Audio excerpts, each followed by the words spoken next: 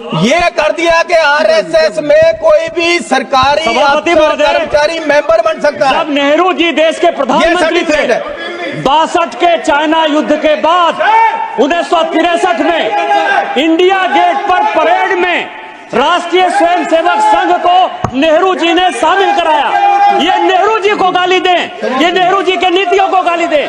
RSS गणतंत्र दिवस के परेड में शामिल हुआ था। आप माफी मांगिए देश से कि नेहरू ने गलती की। ये आरएसएस शामिल हुआ सर्टिफिकेट है, ये मेरे पास नोटिफिकेशन है। कभी भी राष्ट्रपति का सरकारी कर्मचारियों को अभिभाषण होता है, सरकार पे बोलिए। सर पंजाब की सरकार अब वकालत तो आप ही कर रहे हो सारी उनकी। Sir already has taken 15 minute, he was giving only. Sir 15 minute से 12 मिनट तो आप ही बोल रहे हो। अपनी बात कंक्लूड करिए। मुझे 2 मिनट दो। नहीं, अच्छा चलिए 1 मिनट।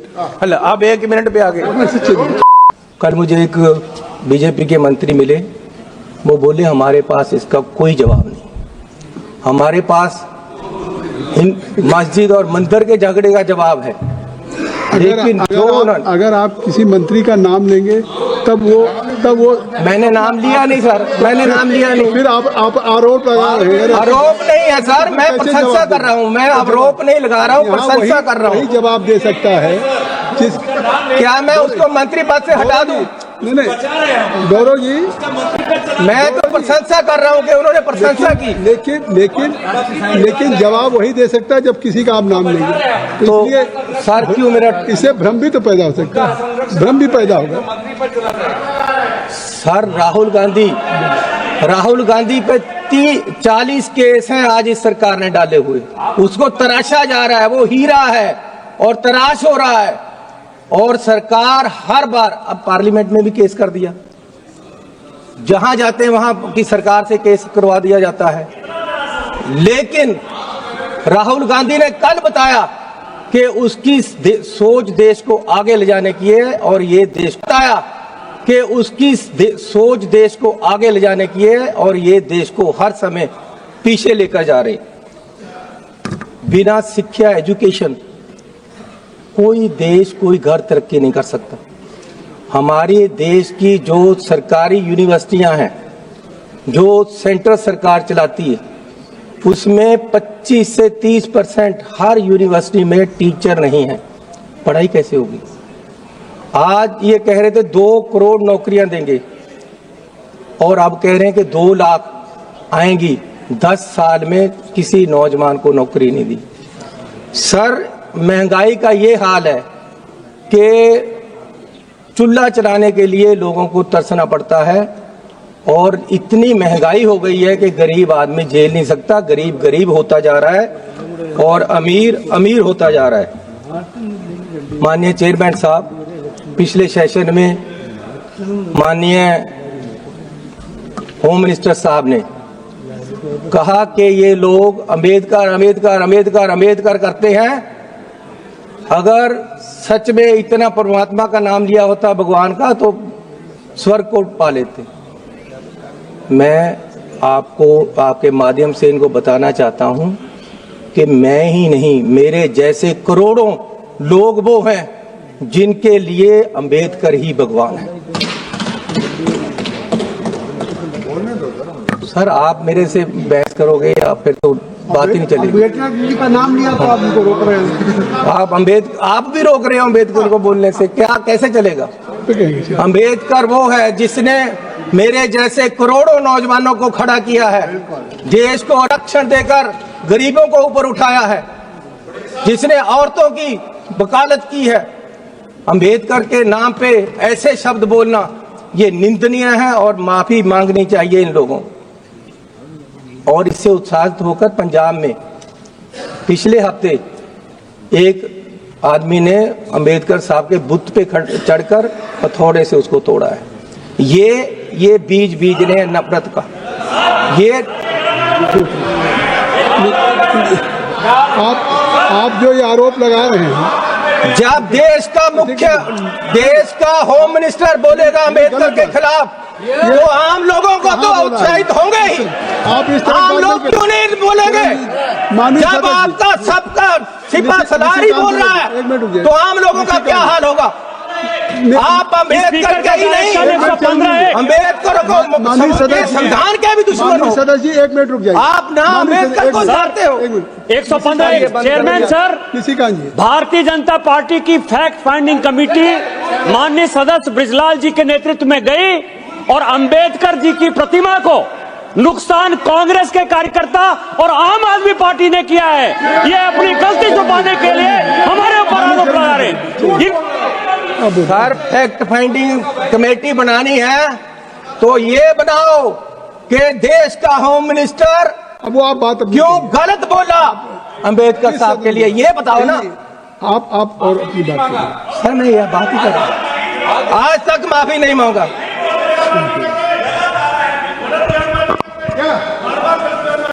सर, मैं आपको बेनती करना चाहता हूं कि देश में नफरत का बीज बोया जा रहा है। दलितों को दबाने के लिए, मिनॉरिटी को दबाने के लिए, हर वर्ग को, किसानों को, किसान वहां अंबाला में धरने पे बैठे हैं, मरण वर्त में बैठे हैं, कोई सुनवाई नहीं।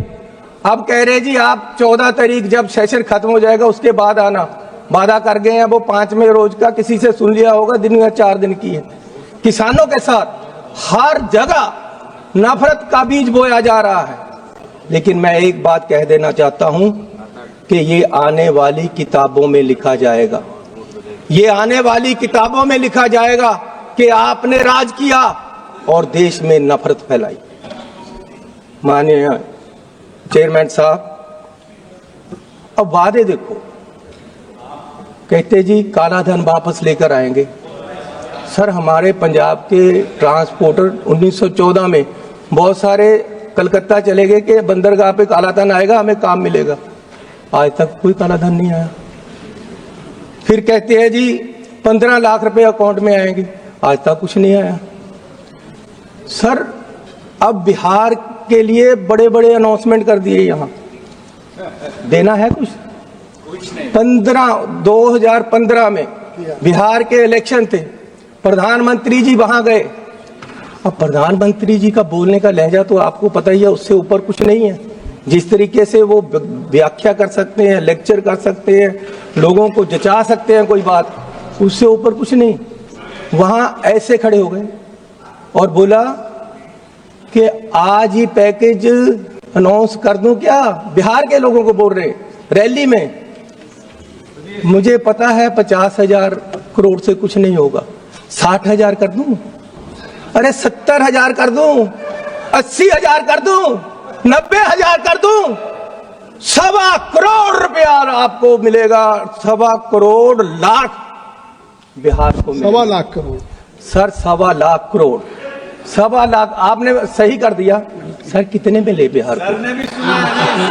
सर, आपने मुझे सही कर दिया, आपको भी याद है, आपको बहुत अच्छा लगेगा दोबारा वो देखना एक बार वीडियो निकाल कर, कितने मिले बिहार को। तब फिर बिहार के ऊपर क्यों लगाने के लिए? और आज आप तो यही कह रहे हैं ना, बिहार के लिए दिया जा रहा है। आज फिर बिहार को कह दिया बस अड्डा मिलेगा आपको, इतने पैसे मिलेंगे, इलेक्शन आ रहे, सब कुछ मिलेगा। मिलना मिलाना कुछ नहीं। फिर दोबारा तो क्यों झूठे वादे करके लोगों को हर समय ये पीछे लगाते हैं और हर समय लोगों के साथ धोखा होता है।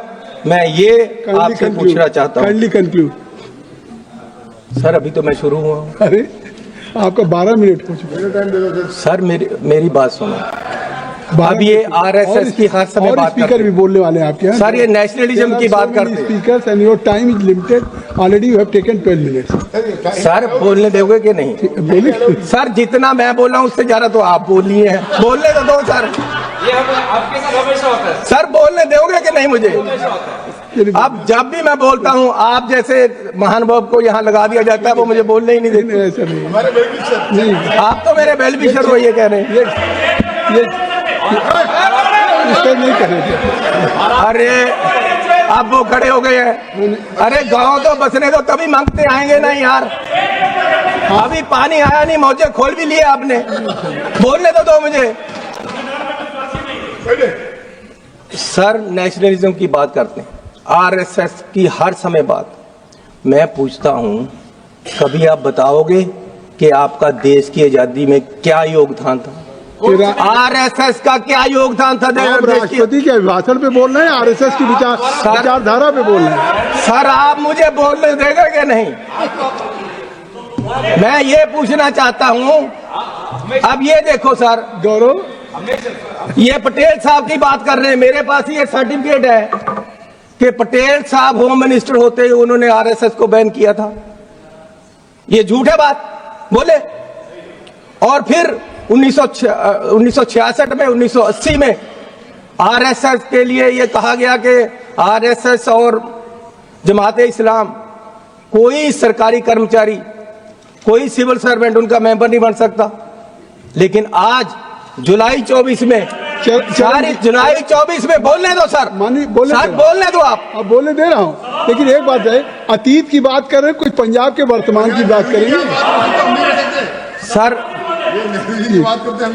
सर अब 24 में, जुलाई 24 में इन्होंने आरएसएस को ये कर दिया कि आरएसएस में कोई भी सरकारी कर्मचारी मेंबर बन सकता है। जब नेहरू जी देश के प्रधानमंत्री थे, 62 के चाइना युद्ध के बाद 1963 में इंडिया गेट पर परेड में राष्ट्रीय स्वयंसेवक संघ को नेहरू जी ने शामिल कराया। ये नेहरू जी को गाली दें, ये नेहरू जी के नीतियों को गाली दें। आरएसएस गणतंत्र दिवस के परेड में शामिल हुआ था।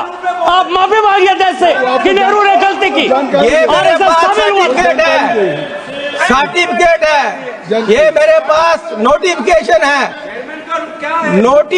है सर के जानकारी दे रहे हैं। आरएसएस जानकारी दिया सर, बोलने नहीं देना तो आपकी मर्जी है। नहीं, मैं आपको बोलने दे रहा हूँ, लेकिन आप कंक्लूड करिए ना। आरएसएस का मेरे पास नोटिफिकेशन है कि आरएसएस को कहा गया था कि आप कभी भी राष्ट्रपति का सरकारी कर्मचारियों को अभिभाषण होता है, सरकार पे बोलिए सर। पंजाब अब की ये सरकार अब वकालत तो आप ही कर रहे हो सारी उनकी सर।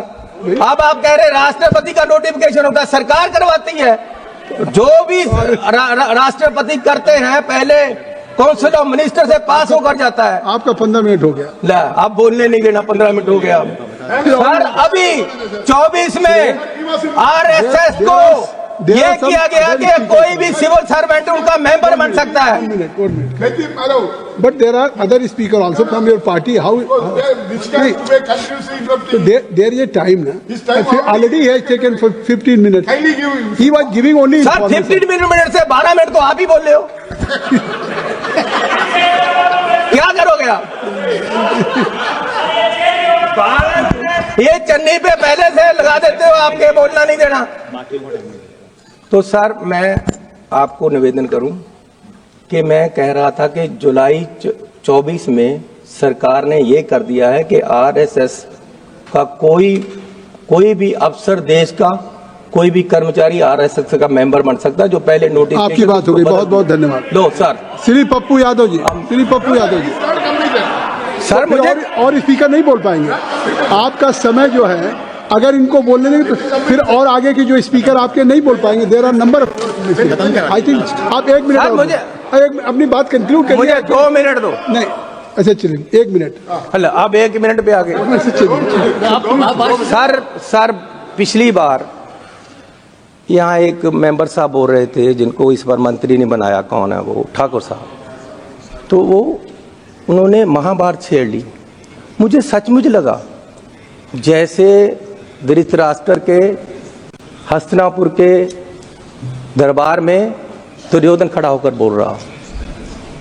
सर उन्होंने, जैसे दुर्योधन ने उस समय पांडवों पे, अर्जुन पे क्वेश्चन उठाया था कि जी इनकी जात और जन्म के बारे में, उन्होंने राहुल गांधी जी वो ही उठाया।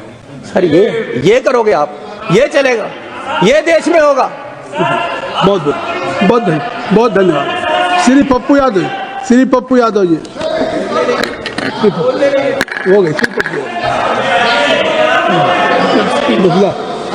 तो देश में नफरत फैलाने का काम आज ये लोग कर रहे हैं, और देश की अखंड एकता और अखंडता को इन लोगों से खतरा है। आज तक हिंदुओं को कभी खतरा नहीं हुआ 70 साल में, जब से ये सरकार आई है। धन्यवाद श्री पप्पू यादव जी, धन्यवाद।